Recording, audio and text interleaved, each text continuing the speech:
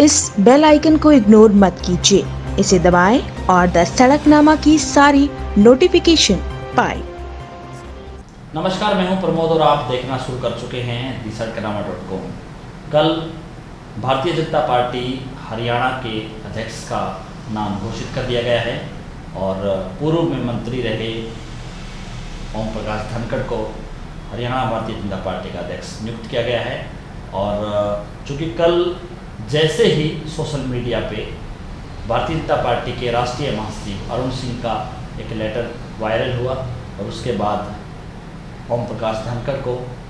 बधाई देने वालों का तांता लग गया। वहीं ओम प्रकाश धनखड़ जो कल बादली में थे और वो झज्जर पहुंचे, उसके बाद उन्होंने सभी कार्यकर्ताओं ने उनका जहां गर्मजोशी से स्वागत किया, वहीं पूरे प्रदेश भर के नेताओं ने उनको बधाई दी। हम आपको बता दें कि हरियाणा भारतीय जनता पार्टी के अध्यक्ष को लेकर के जो पैनल में थे वो करीब 4 नाम थे और उन नामों को लेकर के भारतीय जनता पार्टी लगातार मंथन कर रही थी।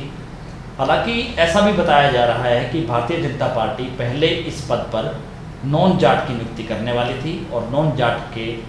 तौर पर यहाँ पे सबसे पहला जो सबसे आगे जो नाम था वो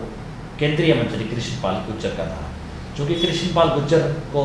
अध्यक्ष बनाने के लिए जहाँ मुख्यमंत्री भी चाह रहे थे, उसके बाद केंद्रीय नेतृत्व ने भी उस पर सहमति जताई, लेकिन कृष्णपाल गुर्जर के नाम पर एक बड़ा पेच ये फंसा कि कृष्णपाल गुर्जर जो केंद्रीय मंत्री थे और वो चूँकि केंद्रीय मंत्री पद है वो नहीं छोड़ना चाहते थे और भारतीय जनता पार्टी में जैसे कि उन्होंने हालांकि एक उदाहरण भी दिया था। उन्होंने कहा था कि पंजाब में जो विजय सांपला है वो पंजाब में जहां भारतीय जनता पार्टी के अध्यक्ष रह चुके हैं, वहीं मोदी सरकार वन में राज्य मंत्री भी थे, लेकिन भारतीय जनता पार्टी ने कहा कि ऐसा नहीं हो सकता और उनको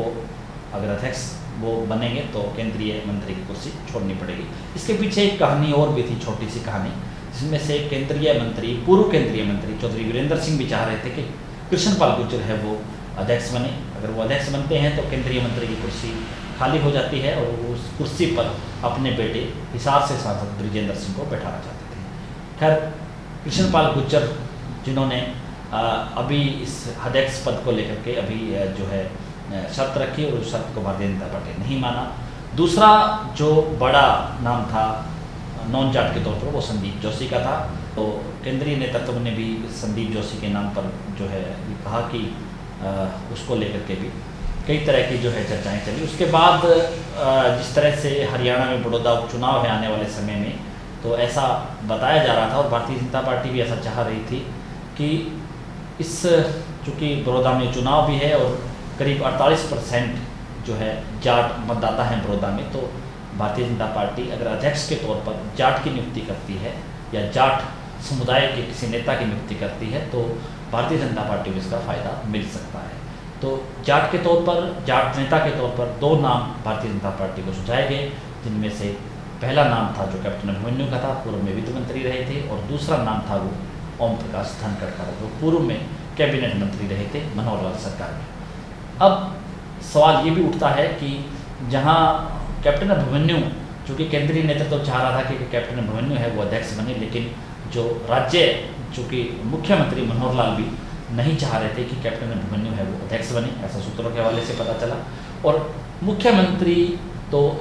ये भी चाह रहे थे कि सुभाष बराला है उनको तीसरी बार अध्यक्ष है वो बनाया जाए, लेकिन सुभाष बराला चूँकि टोहाना से बहुत बड़े मार्जिन से चुनाव हार गए थे और जिस तरह से वो अध्यक्ष रहे और उनके बेटे को लेकर के भी विवाद रहा, तो कहीं ना कहीं उस दौरान भी ये सवाल उठा और सुभाष बराला है उनको तीसरी बार जिम्मेदारी नहीं दी गई। और जहाँ तक सवाल था कि कैप्टन अभिमन्यु को अध्यक्ष बनाया जाए, हालांकि केंद्रीय नेतृत्व चाह रहा था, खुद ऐसा भी बताया जा रहा है कि अमित शाह भी चाह रहे थे कि कैप्टन अभिमन्यु है वो अध्यक्ष बने, लेकिन इस बीच पेच ये फंस गया कि हरियाणा के जो नेतृत्व है, हरियाणा के मुख्यमंत्री मनोहर लाल वो नहीं चाह रहे थे कि कैप्टन अभिमन्यु अध्यक्ष बने, और उसको लेकर के जो नाम सुझाया गया वो अगला नाम था ओम प्रकाश धनखड़ का। जेपी नड्डा के साथ काम कर चुके ओम प्रकाश धनखड़, क्योंकि पूर्व में हिमाचल प्रदेश के प्रभारी रह चुके थे और संगठन में लंबी जिम्मेदारी निभा चुके थे, संगठन का लंबा अनुभव था और सबसे बड़ी खास बात ये थी कि वो आरएसएस से बहुत लंबे समय से जुड़े हुए थे। और जिस तरह से जैसे ही ओम प्रकाश धनखड़ को बनाए जाने की चर्चाएं चली तो मुख्यमंत्री मनोहर लाल ने भी उस पर सहमति जताई। मुख्यमंत्री मनोहर लाल ने कहा कि पूर्व में कैबिनेट मंत्री रहे हैं, हरियाणा के कृषि मंत्री रहे हैं और किसानों के नेता कहे जाते हैं रोहतक इस इलाके में। हालांकि वो बादली से इस बार चुनाव करीब 20,000 वोटों से हार गए थे, लेकिन सबसे बड़ा सवाल ये है कि उससे पहले उन्होंने जो है लोकसभा का चुनाव लड़ा था रोहतक में, तो वो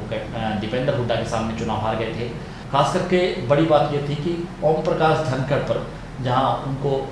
संगठन में किसान मोर्चा का राष्ट्रीय संयोजक बनाया गया था, वहीं उन्होंने इस कृषि मंत्री रहते भी किसानों को लेकर के भी कुछ काम किए। और बड़ी बात ये भी थी कि इस पूरे मामले को लेकर के जैसे ही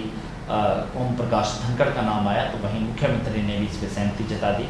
और JP नड्डा ने भी उस पर जो है मोहर लगा दी। इस तरह से जो है ओम प्रकाश धनखड़ का नाम है वो सुझाया गया और उनको अध्यक्ष है वो बना दिया गया है। फिलहाल ये कह सकते हैं कि ओम प्रकाश धनखड़ को अध्यक्ष बनाया जा चुका है और ओम प्रकाश धनखड़ कितने अध्यक्ष के तौर पर क्या जिम्मेदारी निभा पाएंगे, क्योंकि आने वाले समय में बड़ौदा में उपचुनाव है, तो इस उपचुनाव को लेकर के भी धनखड़ की नियुक्ति अहम मानी जा रही है। इस वीडियो को आप ज़्यादा से ज़्यादा शेयर जरूर कीजिए ताकि तमाम हरियाणा वासियों तक की जानकारी पहुँचे।